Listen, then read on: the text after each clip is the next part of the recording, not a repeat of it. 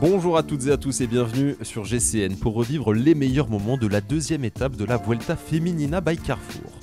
Départ de Orihuela pour cette deuxième étape relativement plane, direction Pilar de la Horadada. Une seule difficulté répertoriée, une cote de 4e catégorie placée à 20 km du but. Donc également un sprint intermédiaire gratifié en bonification placé lui à 28 km de la ligne. L'échappée matinale est composée de 4 filles, Anaïs Catelina Soto, la chilienne, Andrea Casagranda, la plus jeune du peloton de cette Vuelta, 18 ans seulement l'italienne, Iorani Blanco, l'espagnole de la fondation Euskadi, et enfin Coralie Demey, la tricolore de Saint-Michel-Mavic-Aubert 93. Une échappée contrôlée par le peloton, l'écart n'aura pas dépassé la minute pour les filles de tête.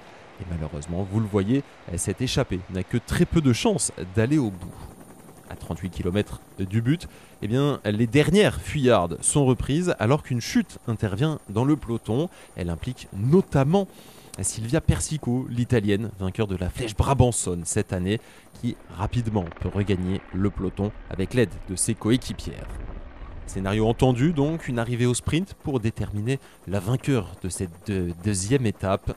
Mais avant cela, il y a un sprint de bonification à jouer et c'est les sœurs Marcus qui s'illustrent. Femke Marcus qui coupe la ligne en première position, 6 secondes de bonification devant Rianne Marcus, 4 secondes. Et enfin Chloé Digert qui vient elle gratter 2 petites secondes de bonification. Changement de maillot rouge provisoire donc puisque c'est Rianne Marcus qui porte pour l'instant à l'issue de ces bonifications le maillot rouge de leader.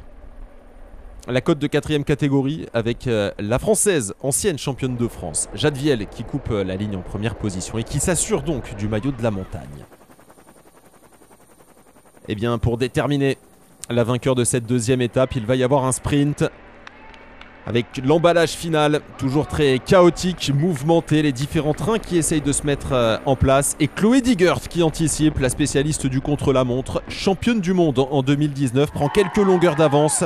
Elle est très en forme pour son retour à la compétition après quelques mois d'absence.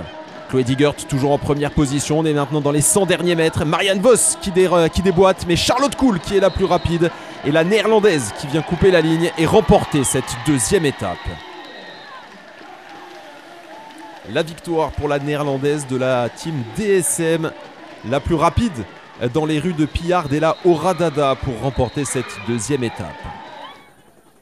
Charlotte Kool, félicitée par l'ensemble de ses coéquipières, à commencer par Juliette Labousse, la française qui sera la meilleure chance au classement général pour cette équipe de la DSM.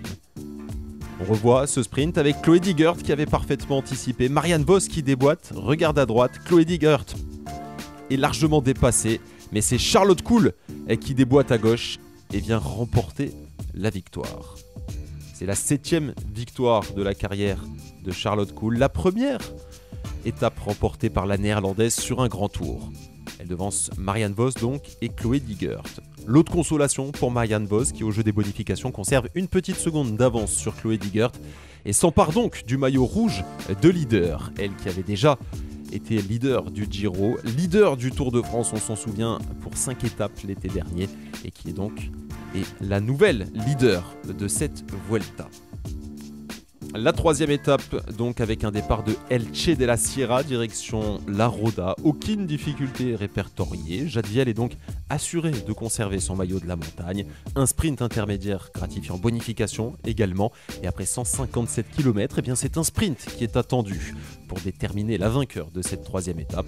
Et ça, c'est dans les pronostics. La réponse sera évidemment à retrouver sur GCN.